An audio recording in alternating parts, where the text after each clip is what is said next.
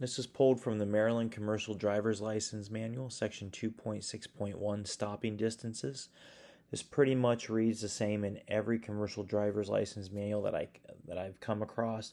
There's a few differences in Pennsylvania, especially in your figure 2.11. I'm going to try to go through this as quickly as I can. It is important information, so don't want to waste your time. We're going to look at perception distance plus reaction distance plus braking distance, and that's going to give us our total stopping distance. So your perception distance, what is that?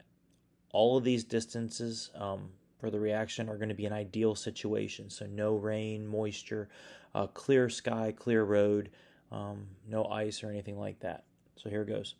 The distance your vehicle travels in ideal conditions from the time your eye sees a hazard until your brain recognizes it.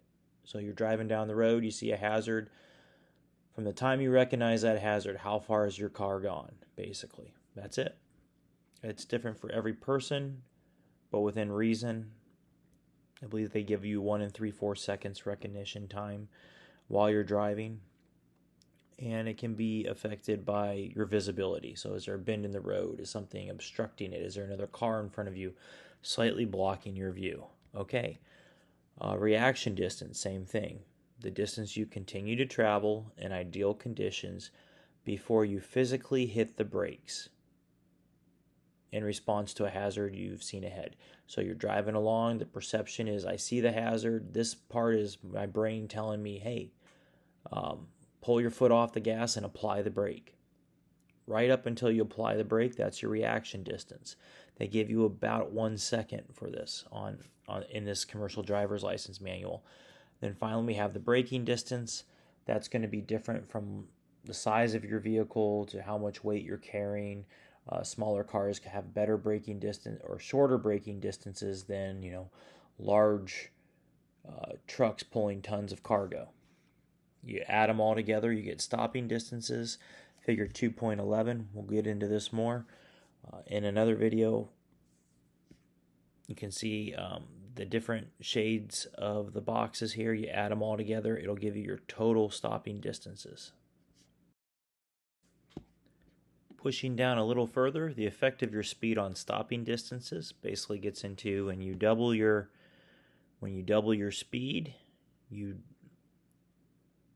from let's say 20 to 40, your impact is 4 times greater. That's going to be your inertia and all that fun stuff. Now, Pennsylvania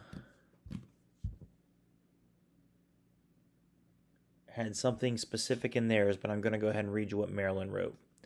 The heavier the vehicle, the more work the brakes do to stop it, and the more heat they absorb. So your brakes are going to get hot. But the brakes, tires, springs, and shock absorbers on heavy vehicles are designed to work best when the vehicle is fully loaded. Empty trucks require greater stopping distance because the empty vehicle has less traction.